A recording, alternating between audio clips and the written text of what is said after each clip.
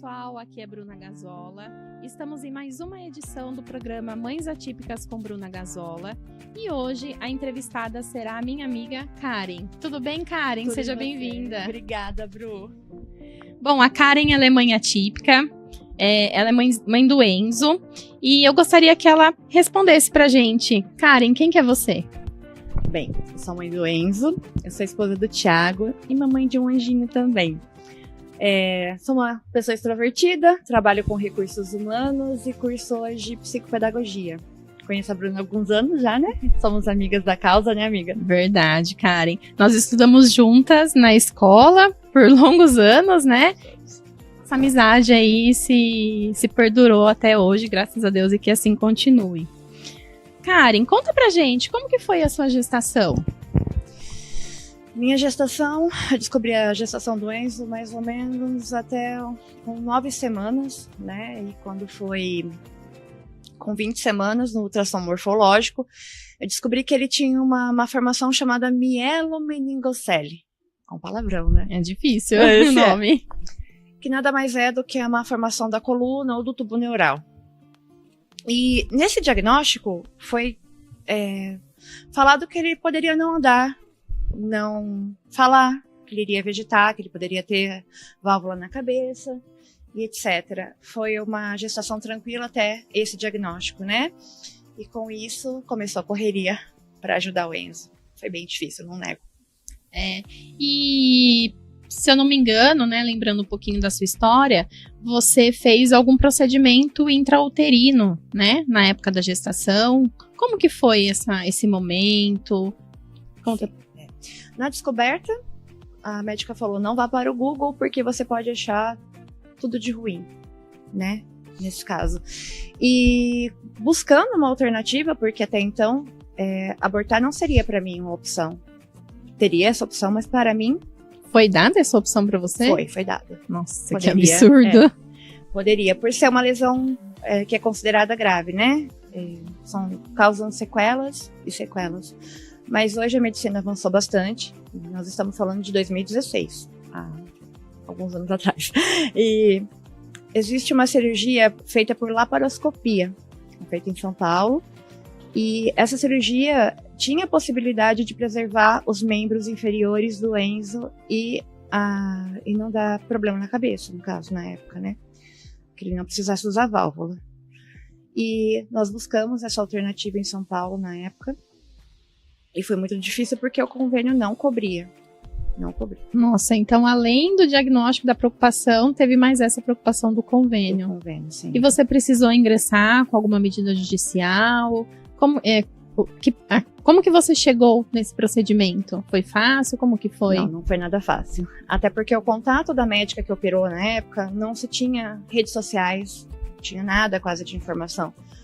Nós achamos na época o telefone dela no rodapé de uma matéria publicada na internet, o contato dela na época. E o Dr. Rafael, que é o nosso advogado, o Dr. Rafael Mantovani, ele entrou com uma liminar, com pedido de tutela antecipada, né, dizendo para o juiz que aquela cirurgia tinha a possibilidade de preservar a vida do meu filho. E na época, em 48 horas, o juiz deferiu a liminar a nosso favor. Então foi uma corrida contra o tempo, porque eu tinha menos de um mês para fazer exame e conseguir essa liminar para operar. E aí fez a cirurgia e precisou fazer outra, só fez essa? Não, ele só fez essa. Só essa? Só essa. E atingiu a expectativa? Sim. No caso da deficiência da mielomeningocele, sim. Entendi. E, assim, Karen, além da mielomeningocele, né, o Enzo tem algum outro diagnóstico? Tem, ele tem autismo também. O autismo. O autismo, isso. E como que foi receber o diagnóstico do autismo? Não foi fácil. Não foi fácil. Já trabalhava fazia alguns anos atrás, terapia assistida por animais. Então, esses animais, cachorros, né, na época, nós íamos em instituições, inclusive o Instituto Ser em Campinas, que foi onde eu tive contato com o autismo. Quando meu filho começou a perder as funções próximo a 1 ano de idade, eu lembrei de tudo que eu aprendi nessa experiência. E falei, né, até então, para os meus familiares mesmo, eu acredito que ele tem um autismo. E começou aí a busca pelo diagnóstico. E foi um diagnóstico precoce? Foi com 1 ano e meio. Foi com 1 ano e meio. Eu tive profissionais maravilhosos que me ajudaram na época, e me ajudam até hoje, né, que são os terapeutas dele, e a neuro, que é a doutora Juliana Almeida. São pessoas maravilhosas, principalmente a TO dele, que me ajuda muito, a Cris Altomani. Maravilhosa. Ai, que legal. E assim, desde quando, Karen, que ele faz as terapias? Na verdade, fisioterapia ele começou aos 6 meses de idade por causa da deficiência da coluna, né? Que tinha que estimular, fazer a parte motora mesmo. E com 1 ano, mais ou menos, ele ingressou em TO, fono e a psicóloga, no caso, para acompanhar todo esse desenvolvimento, porque o diagnóstico só veio juntando o conhecimento dessas pessoas que já atendiam ele.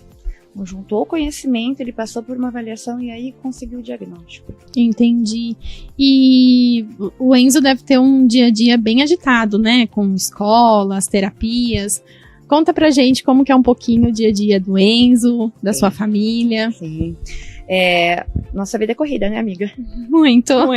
Muito corrida. Nós temos terapia de segunda a sexta, todos os dias. É uma equipe multidisciplinar que atende ele, que faz eco, fono, TO, psicomotricidade, ABA, ecoterapia, já falei, ele já fez hidroterapia e natação também. Então era uma vida, e até musicoterapia, chegou a aprender um pouco de bateria também.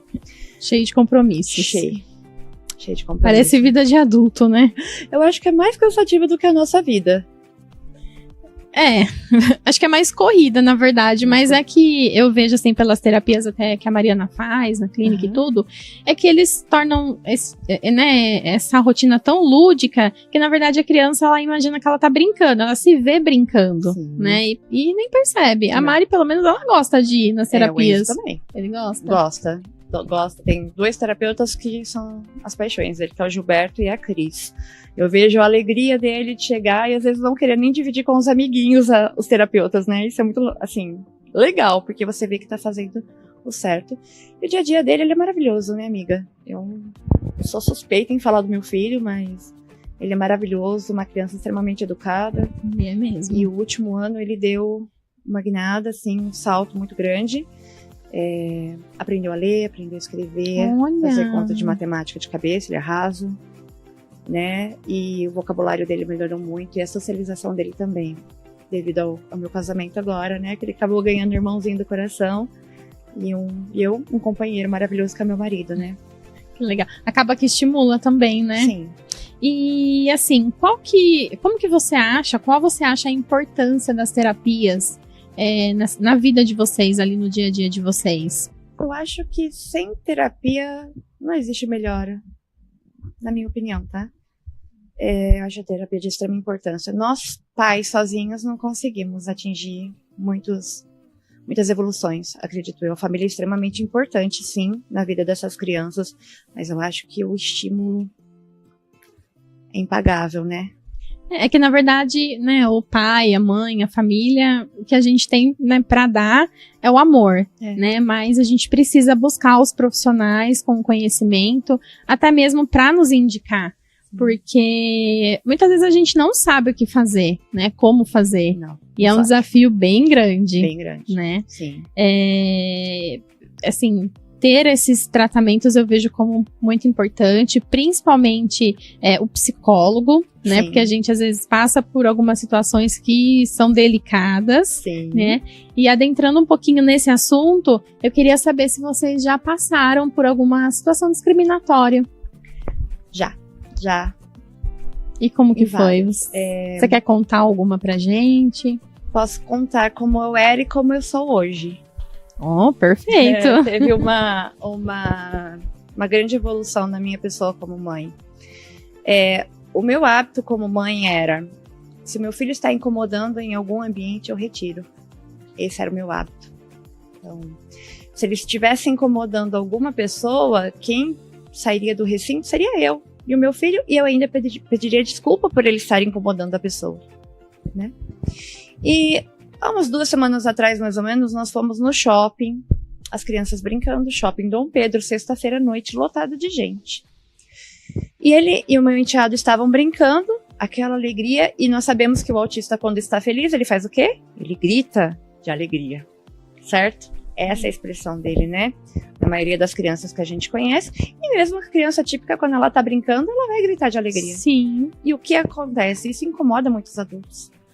E nessa brincadeira, ele deu um grito ali na praça de alimentação e a pessoa que estava atrás dele fez assim. Ela foi para dar uma cotovelada no meu filho. Nossa. É. Um adulto? Um adulto. Uma senhora de mais ou menos uns 50 anos. Gente, absurdo. E antigamente, como eu falei, eu pegaria ele, pediria desculpa e levaria ele embora. E eu falei para ela, você não precisa agir dessa forma. Ele está no ambiente público, é um direito dele estar aqui, assim como o seu. Ele está feliz. Ele é autista e ele está feliz. Aqui é um ambiente para todo mundo. Então hoje, eu como mãe, eu levo meu filho onde ele quiser. Porque ele tem direito de estar em qualquer lugar como toda pessoa.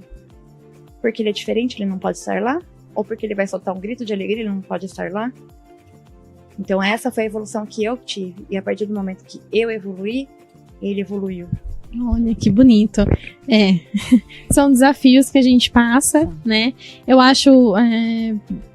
eu penso que parte disso é uma culpa que a gente sente, não é? Muita A gente sente culpa pelo diagnóstico, a gente sente culpa às vezes pela criança, né, pelo filho que não está tão evoluído quanto a gente que ele gostaria que estivesse. Sim. Ou que até mesmo a sociedade impõe que esteja, né? E esse é um dos desafios da maternidade no meu ponto de vista. E para você, Karen, qual que é o maior desafio da maternidade? Hoje eu acredito que eu posso te falar que na verdade hoje eu não vejo mais desafio. De verdade, eu acho que eu olho pro meu filho e eu vejo tanto que ele evoluiu. Eu falo isso de coração aberto para quem for aqui, para as pessoas verem ou não, enfim. Hoje, para mim, perto do que me falavam quando eu engravidei, do que era o desafio do filho, meu filho não dá trabalho. Eu não vejo desafio hoje. Sim, as crises existem, os momentos difíceis existem, como para qualquer mãe típica e atípica, né? Sim. Mas hoje eu vejo de verdade que eu não tenho problema. Não. Entende? Entendi. Eu não tenho desafio assim que fala, nossa, eu não vou conseguir superar. Hoje não. Ele me mostra muito mais do que um dia eu esperei. Entendi. Muito mais do que um dia eu sonhei. Então, a partir do momento que eu passei a ver as coisas de uma forma mais leve, as coisas começaram a fluir ao meu redor. Eu acho que é isso que eu posso deixar de recado. Isso é importante. A gente tem que levar a maternidade, seja ela típica ou atípica, com leveza, né? Porque a gente se torna mãe, a gente às vezes deixa de ser mulher, ali deixa de ser uma profissional pra viver essa maternidade, né? Mas ela tem que ser leve, cada um tem que levar da forma com que achar melhor. E nessa correria de terapia, de trabalho, de escola do Enzo, você tem rede de apoio? Você tem alguém que te ajude? Como que é? Até os 5 anos de idade eu tinha meus pais, né? Assim, meu pai faleceu quando o Enzo tinha 5 anos, então até essa média de idade eu tinha meu pai e minha mãe. Minha mãe ainda é viva, mas já tá com um pouquinho mais de idade, então fica um pouco mais difícil. Meu marido é a minha maior rede de apoio hoje, né? E hoje de manhã, discutindo as questões do programa, no carro, a gente teve uma conversa. Que na verdade é o Enzo nossa maior rede de apoio. Porque é nele que a gente se espelha para se tornar alguém melhor todos os dias. Então não somos nós a rede de apoio dele. Ele é a nossa maior rede de apoio. Porque a transformação que os nossos filhos assim, causam em nós é gigantesca. É gigantesca. Mesmo o Thiago não sendo pai do Enzo, eu vejo o amor que ele tem pelo meu filho. E ouvir isso dele para mim trouxe essa reflexão. Nossa, é super importante, né? Muitas vezes não somos nós a rede de apoio dos nossos filhos. Eles são as nossas, né? Porque eles nos fazem evoluir cada vez mais para sermos melhores. É o combustível, né? Totalmente. O que seria da gente sem ele? Né? Sem os filhos, né? Sem ele. Eu também não imagino uma vida sem a Mari, não. E, inclusive, outro dia eu tava até pensando, né, nessa questão de quando você antes de você ser mãe, que você idealiza como vai ser seu filho, né, a cor do cabelo, às vezes a cor dos olhos. E aí eu me peguei refletindo que se hoje eu pudesse escolher, eu escolheria que a minha filha viesse exatamente do jeito que ela é. Porque, porque é incomparável, é incomparável. E assim, Karen, a gente sabe que, né, o TEA, o autismo, ele tem algumas questões que às vezes nos colocam em situações de desafio, né? E como que você lida com isso? Tem alguma técnica que você utiliza quando o Enzo entra em crise? Como que é? Hoje o próprio Enzo usa uma técnica que eu não sei de onde ele tirou, porque ele é uma criança que recebe muito amor. Mas muitas vezes quando ele entra em crise, em looping, a gente oferece um abraço. Um abraço. Começou por ele? Eu não sei te dizer de onde começou. Pode ser que sim, pode ser que não. Mas quando ele entra nessas crises, a gente fala, você quer um abraço? Ou ele mesmo fala, dá um abraço. E o aconchego, essa coisa do aperto, né? Um pouquinho do acolhimento, acalma ele. É muito engraçado isso. E ele, eu acho que já tem uma pesquisa. Vezes, porque algumas crianças preferem o toque um pouco mais de forma pesada, né? Pesada não sei se seria o termo certo. Depois algum profissional pode até me corrigir. Mas a pegada mais um pouco forte é como se criasse uma pressão, é o tato, né? O sentir. Geralmente isso acalma ele. Entendi. E acho que ele também deve se sentir protegido, né? Sim. Ali, eu tô em crise, mas tem alguém aqui comigo me protegendo. Sim. Que legal, Karen. E o Enzo, como que ele lida com o diagnóstico dele? Você acha que ele tem essa percepção? Ele consegue, né, ter o conhecimento desse diagnóstico? O que você acha? Eu acho que ele ainda tá muito novo para isso, né? Assim, na percepção dele. Eu acho que ele ainda tem alguns pontos que ele ainda é mais infantilizado, vamos assim dizer. Mas ouvir da boca dele que ele está feliz todos os dias, eu acho que isso é o melhor de tudo. Ele vai feliz para a escola, ele vai feliz para a terapia, todo lugar que ele vai, ele socializa, ele literalmente se vira hoje em dia. Olha que bom. Tá bem independente e... Amiga, sinceramente, eu acho que por ele falar pra mim que tá feliz, é o que importa. Vale. Sim. A gente sabe que na clínica, né, quando a gente fala clínica, nas clínicas multidisciplinares, que as crianças recebem ali o tratamento multidisciplinar de terapia ocupacional, fono, físio e etc, né, eles estão num ambiente inclusivo. Né? Ali a gente tá super tranquilo porque a gente sabe que a inclusão ali acontece de verdade. Mas fora dali, a gente tem alguns desafios para superar, né? Sim. Nessa questão de inclusão. Sim. Né? E eu falo que só quem conhece a exclusão sabe da importância da inclusão. Sim. Eu queria que você falasse, no seu ponto de vista, o que significa a inclusão? O que seria o mundo ideal da inclusão para você? Ai. Difícil? Pergunta um pouco mais difícil. Eu acho que aceitação. Aceitação, as pessoas saberem lidar com esses tipos de criança, adultos, inclusive, né? Também. Sim. Tem muito adulto agora recebendo diagnóstico de autismo, se conhecendo autista, né? Na verdade. E eu acho que falta acolhimento. É o que eu penso, tá? Acolhimento, saber lidar com essas pessoas, crianças, adultos. Minha opinião é essa. E o respeito, né? Respeitar, né? Sim. A gente vê bastante situações com falta de respeito, né? E falta de inclusão. Essa questão do respeito, né? O Enzo, ele vê alguma diferença que as crianças, ou em algum espaço que ele tá, que não tem a inclusão, que não tem o respeito. Ele já chegou a comentar alguma coisa com você? Quando menor, ele ficava sozinho no cantinho da sala. Quando menor, né? Ali na faixa dos 2 anos, numa escola que ele estudou. E eu acho que tudo mudou, que nem eu te falei, a partir do momento que eu comecei a levar ele aos lugares. Entender que ali é o espaço dele. Parece que ele tomou ciência de que ele pode estar onde ele quiser, no caso, né? E ser quem ele é. Eu acho que essa fez a diferença. A partir do momento que você segura muito seu filho, pra ele não dar trabalho, incomodar os outros, ele não vai florescer. Não. Tá numa bolha, né? Sim, fica numa bolha. E a partir do momento que ele começou a conhecer os lugares, frequentar, experimentar coisas novas.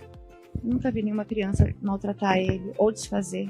Eu falar pra você que eu vi, é mentira. Que legal. E no ambiente escolar, como que é? Todo mundo gosta dele. Que bom. Todas as crianças, elas, na hora que ele tá indo embora, elas param muitas vezes no portão pra falar tchau pra ele. Olha, que interessante. Isso é importante. Muito a escola, importante. então, Sim. ela reforça a importância da inclusão, Sim. né? Trabalha ali toda a socialização dele com os outros amigos. Sim. Nessa caminhada, né, de luta de mãe atípica, a gente encontra muito o oposto, Sim. né? Que o filho fica sempre no cantinho, que não tá ali junto com os amigos, Não tem vaga. que não tem vaga. Não tem vaga. Já escutei assim, ai mãe, se ela tem 2 anos e não anda, a gente não pega. Porque não tem como cuidar, são muitas crianças. A gente não sabe o que fazer, não isso é? mesmo, eu ouvi isso também. Mas a informação tá aí, né, pra É. todo mundo. Existem N cursos, N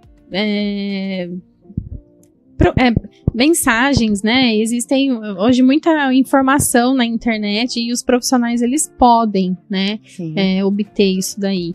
Então, pra mim, não é mais desculpa, né? Nem Não pra ter mim. vaga ou não saber como fazer. Karen, a gente tá falando aqui, né, sobre essa questão da inclusão, do respeito, da importância da inclusão.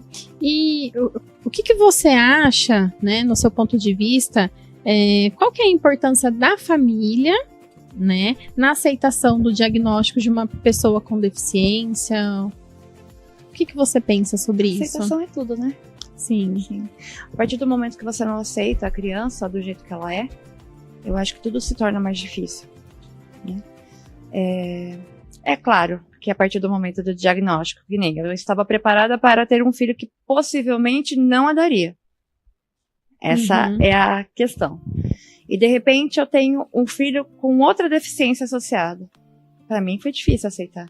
Não vou mentir para você. 2 deficiências. Seria. 2 deficiências. 2 tipos de deficiências. Eu acho que o né? autismo foi mais difícil de aceitar. Entendi. Eu não nego pra você.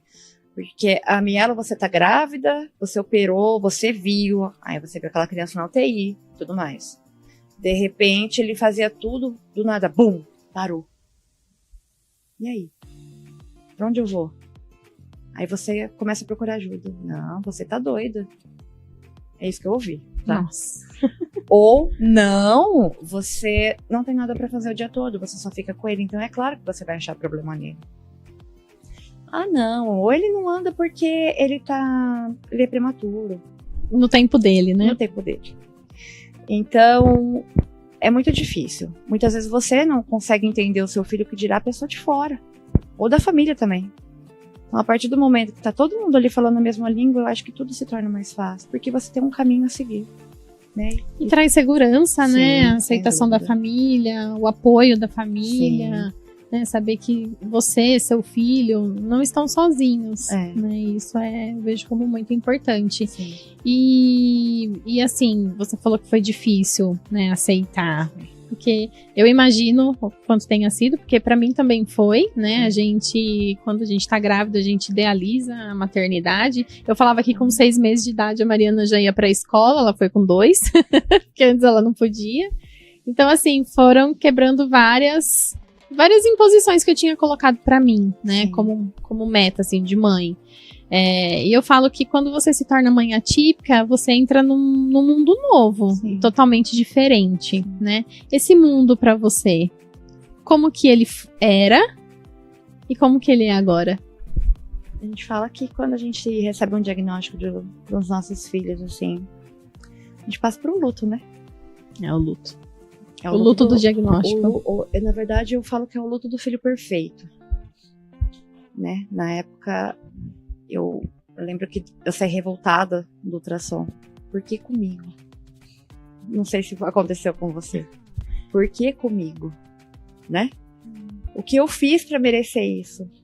Por que comigo? Por que Deus? Né? Foi um processo de luto mesmo, na verdade. É viver um luto e se preparar para o novo. Porque você não sabe o que vai vir. Né?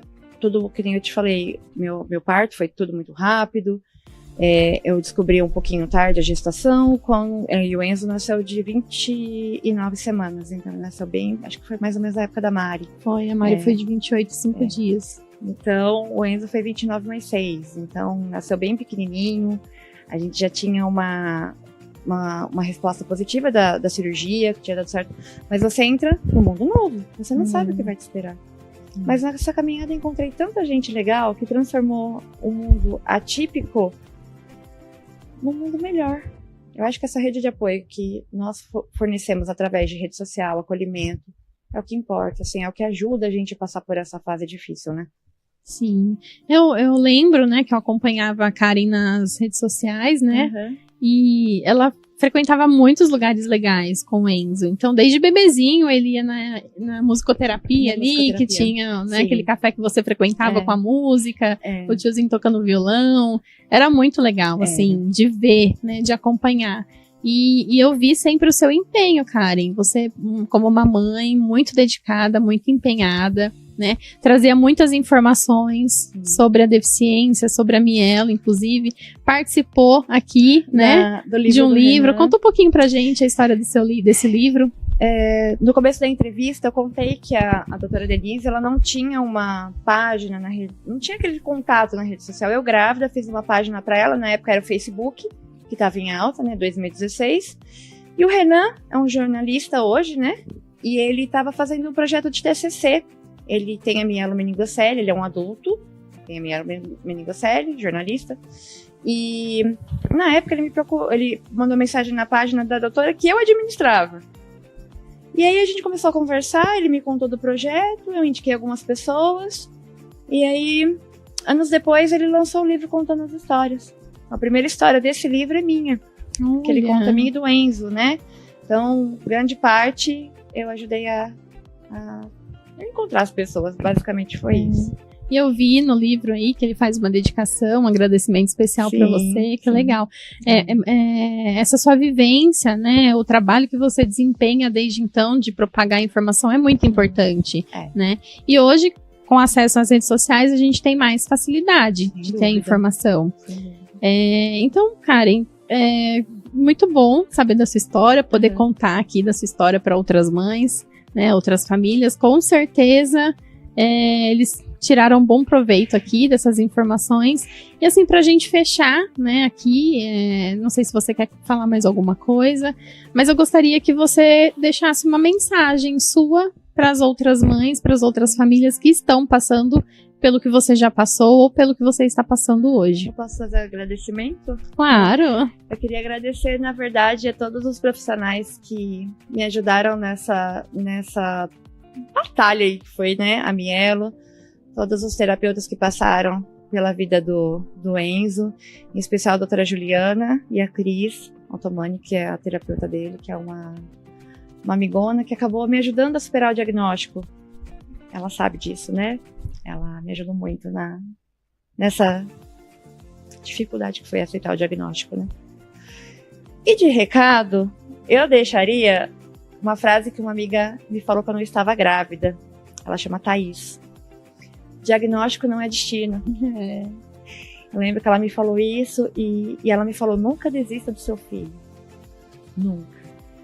Sim. Não esqueça de você, mas nunca desista dele.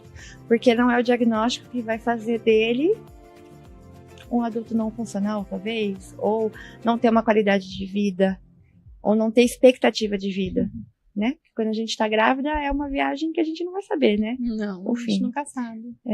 Então eu acho que é isso, não desistam dos seus filhos e tenham orgulho deles, né? Porque, como eu disse, sem eles nós não evoluiríamos e não seríamos talvez o ser humano que somos hoje. Eu não sei você, eu creio que você pensa da mesma forma que eu, mas eu sou muito feliz depois do Enzo. Nossa, com certeza. Ele é a melhor coisa da minha vida. Eu vou começar a chorar. Não pode. Pode. Mas ele é a melhor coisa da minha vida e eu só tenho a agradecer a Deus por ter me dado ele. É isso aí. A gratidão é sempre, né? Parabéns, viu, pela mãezona que você é. Obrigada pelo convite, viu, amiga? Imagina. Bom, eu encerro por aqui, então. Agradeço todos que acompanharam. Lembrando que na próxima quarta-feira, às 18 horas, estaremos aqui novamente. Karen, muito obrigada por ter vindo e aceitado o meu convite. Imagina, eu que agradeço. Obrigada, viu, amiga? Obrigada, gente. Um beijão.